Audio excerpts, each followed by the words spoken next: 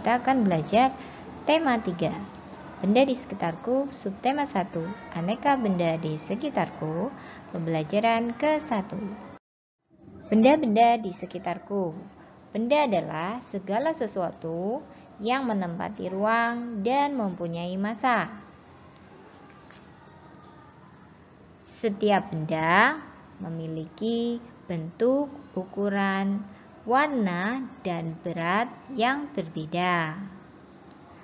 Ada 3 wujud benda. Yang pertama adalah benda padat. Benda padat memiliki bentuk dan ukuran tetap, serta tidak mengikuti wadahnya. Contoh benda padat, ada payung, kamera, bola basket, jam, handphone, meja, kursi, dan sebagainya. Kemudian yang kedua adalah benda cair. Benda cair memiliki ukuran tetap, namun bentuknya berubah-ubah sesuai wadahnya atau tempatnya.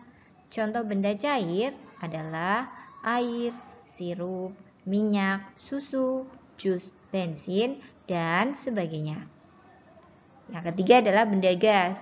Benda gas memiliki bentuk dan ukuran yang berubah-ubah. Contoh benda gas adalah uap, asap, angin, oksigen, dan lain sebagainya.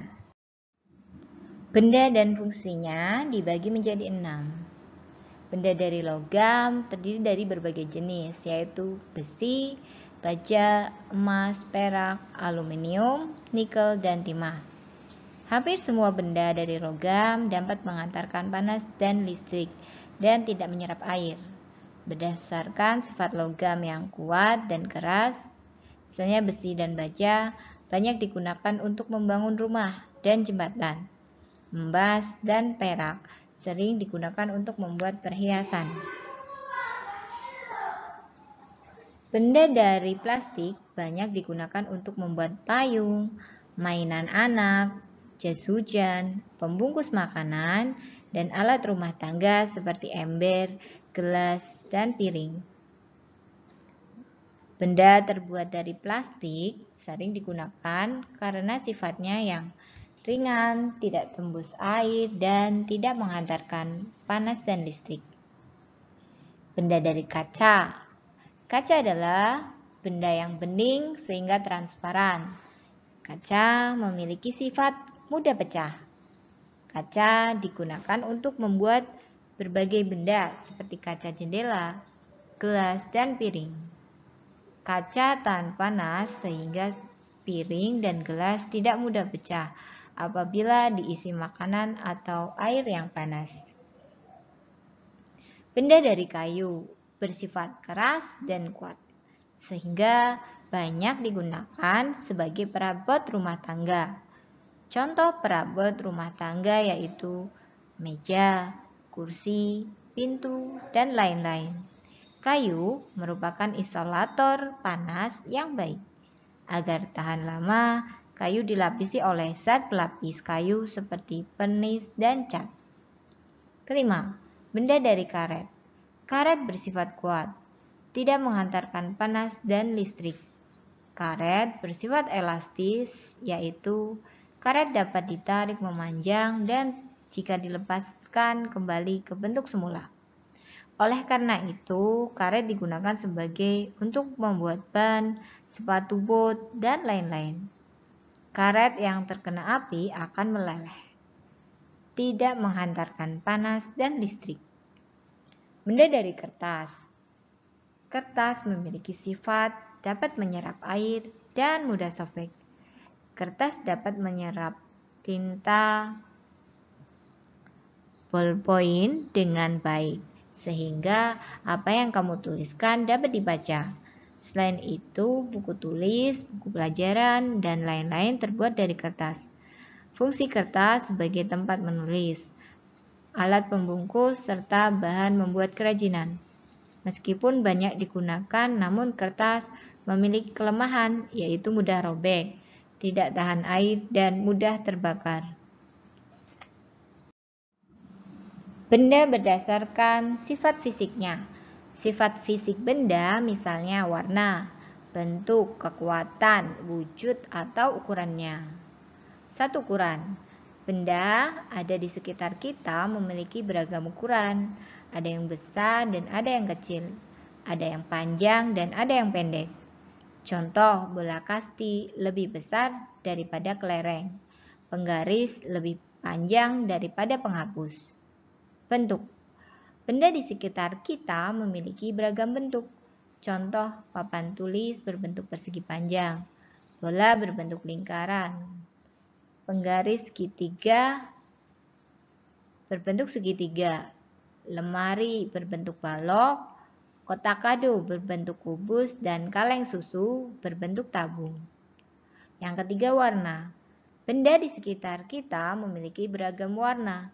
Contoh, apel berwarna merah, melon berwarna hijau, jeruk berwarna kuning, dan lain-lain. Keempat, permukaan. Benda di sekitar kita memiliki beragam permukaan. Ada yang permukaan kasar, halus, dan lembut. Contoh permukaan telur, itu permukaannya halus, stroberi kasar, dan permukaan kapas lembut. Alat musik ritmis. Alat musik ritmis adalah alat musik yang tidak menghasilkan nada, namun dapat menghasilkan irama lagu. Alat musik ritmis hanya dimainkan sebagai pengiring irama dan pengatur tempo lagu. Contoh, drum, maracas, sambal, tamborin, timpani, triangle, konga, timpani, kastanyet, rebana, tifa, dan gendang. Secara umum, alat musik ritmis dimainkan dengan cara dipukul, namun ada pula dengan cara digesek dan dikocok.